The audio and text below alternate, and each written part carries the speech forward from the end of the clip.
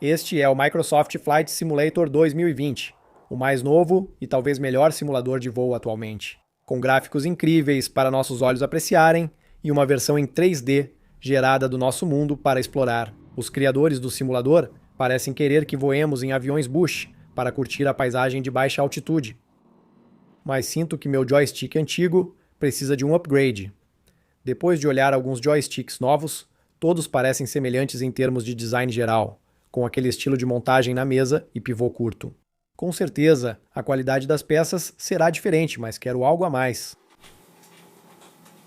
Comecei a imprimir em 3D alguns suportes de rolamento que se fixam em perfis de alumínio. Eu poderia então usar parafusos com ressalto de 10 mm como eixos, para eliminar qualquer folga potencial. E o mesmo poderia ser feito no outro eixo para criar um gimbal de 2 eixos. Esse será o principal pivô mecânico do joystick. Mas como isso vai controlar uma aeronave virtual no simulador? Primeiro, precisamos medir o ângulo do pivô do joystick, e uma possibilidade é usar um potenciômetro. Os potenciômetros funcionam conectando um fio positivo e um negativo nesses pinos, que neste caso fornecem 5 volts. Então, o terceiro pino fornece uma tensão entre 0 e 5 volts, dependendo do ângulo do eixo do potenciômetro. Mas tem um problema nisso. Como eu quero que este joystick gire a partir do chão, a rotação total do pivô não é muita antes que o joystick bata na minha perna.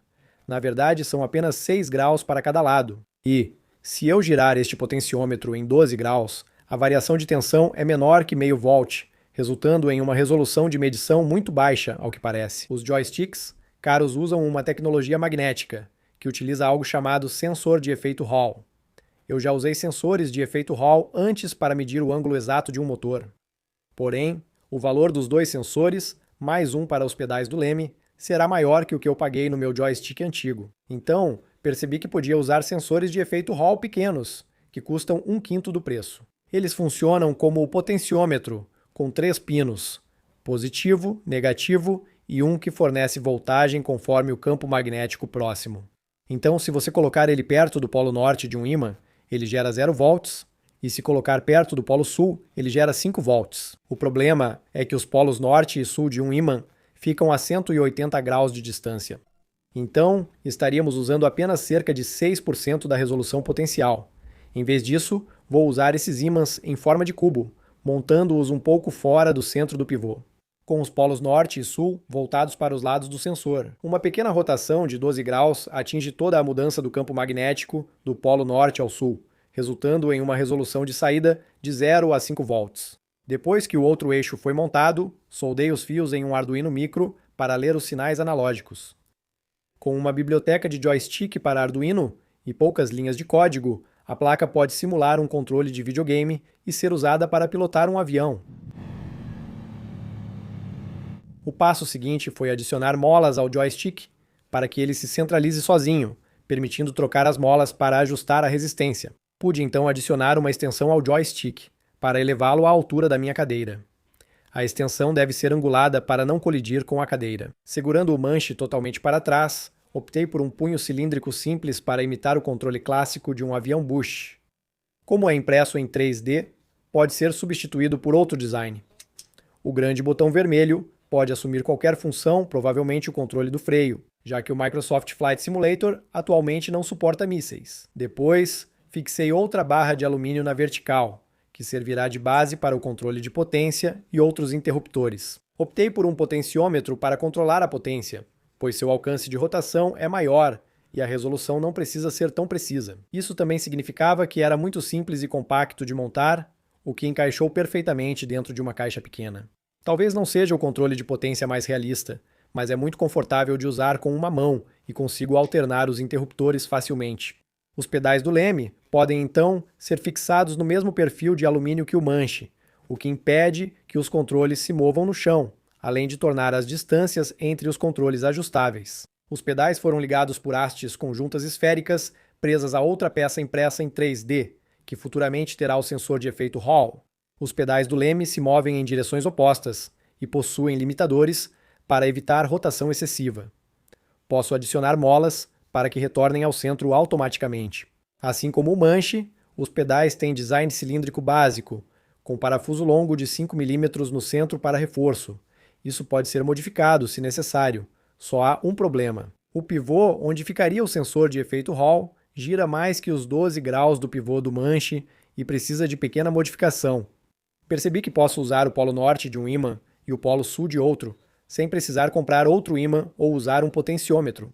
E, desde que não estejam muito distantes, o sensor de efeito Hall ainda fornecerá um valor linear. Todos os interruptores e sensores de efeito Hall podem, então, ser conectados a uma placa Arduino e montados dentro de uma pequena caixa impressa em 3D para manter o conjunto organizado. Agora tenho um manche de simulador de voo personalizado, com manete de aceleração externo e pedais de leme. É um design um pouco diferente de um manche convencional, mas como ele se sai em termos de precisão, latência, ajustabilidade e também custo?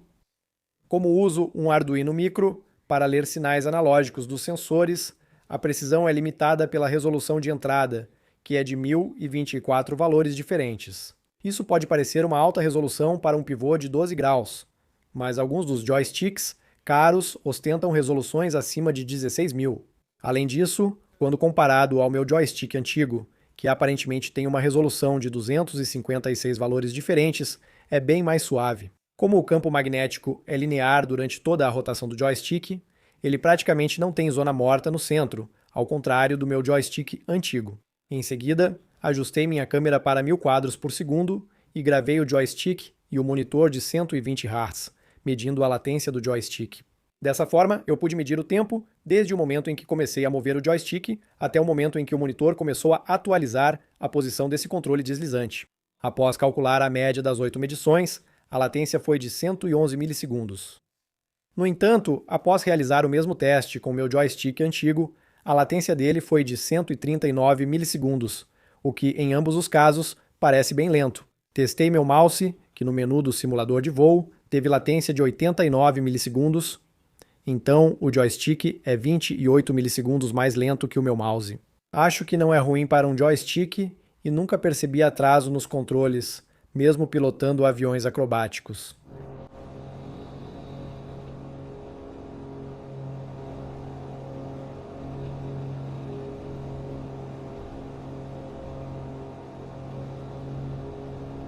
No fim das contas, projetei esse setup para que vocês possam montar em casa, por isso tudo usa essas extrusões ajustáveis para deixá-lo personalizável. Mas, antes de montar um desses você mesmo, tenho certeza de que você quer saber o custo. Esse setup inteiro me custou 212 libras, o que é caro se você está procurando apenas um joystick e um acelerador. Incluindo os pedais do leme, tudo fica mais barato, pois até os modelos mais simples podem custar mais 100 libras.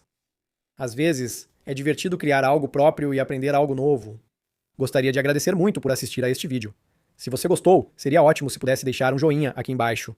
Se você é novo no meu canal e quer ver outros projetos parecidos com este, então, por favor, clique em inscrever-se aqui embaixo. Muito obrigado aos meus apoiadores do Patreon.com por tornarem esses projetos possíveis. Sinceramente, não conseguiria sem o apoio de vocês. Mais uma vez, muito obrigado por assistir e até o próximo vídeo. Tchau!